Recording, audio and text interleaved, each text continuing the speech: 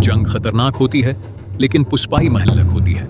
Iraq ने 1991 में Kuwait पर कब्जा किया तो सलामती कौंसिल में इराक के खिलाफ पे दिरपा करारदादें पास हुई, जिनमें इराक के खिलाफ ताकत का इस्तेमाल भी शामिल था। रूस ने सद्दाम हुसैन को जंग बंदी और इनखिला की तजवीज़ दी और उसके बदल पाबंदियों में कुछ नरमी की भी। सद्दाम हुसैन मान गए और कुवैत से इनखिला शुरू किया।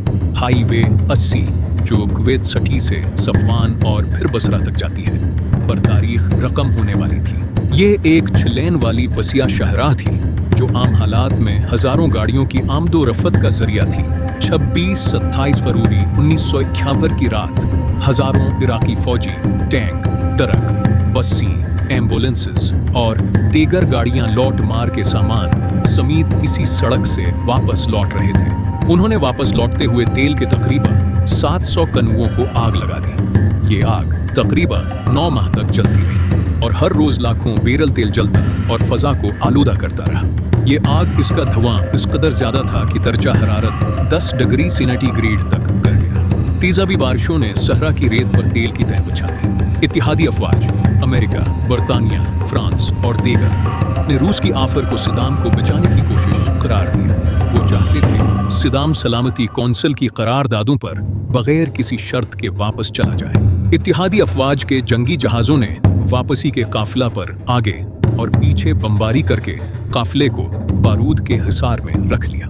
क्लस्टर बम, रॉकेट, मशीन गनों की गोलियां और A-10 तैयारों ने मुसलसल हमले किए। गाड़ियां एक दूसरे से टकराती गईं। आग भड़क उठी, धुआं आसमान को छू गया और सेकेंडरी धमाकों ने तबाही को मजीद बढ़ा दिया। इस हमले में तकरीबन 800 से 2700 तक गाड़ियां तबाह या छोड़ दी गई। मरने वालों की तादाद के बारे में दरअस्त आदाद व शुमार अब भी मुतनाज़ हैं। कुछ ज़राए के मुताबिक 200 से 1000 तक इराकी फौजी हलाक हुए, जबकि कुछ तखमीनों में यह तादाद 800 से 1000 या उससे ज़्यादा बताई जाती है।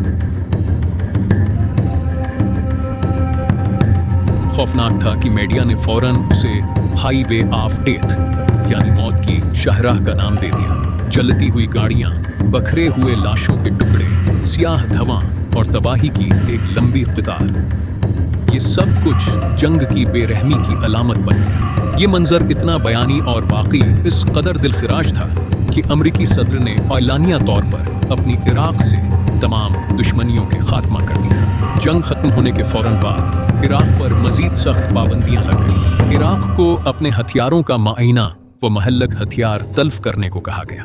कुवैत की सरहदों की शनाख्त, जंग के नुकसानात का मुआवजा अदा करने को पाबंद किया गया।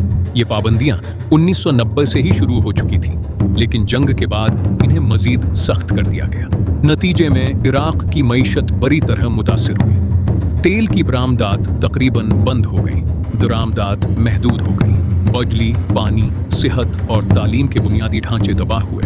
लाखों इराकी शहरियों को ग़ज़ाई क़ुल्त, बीमारियों और गुर्बत का सामना करना पड़ा।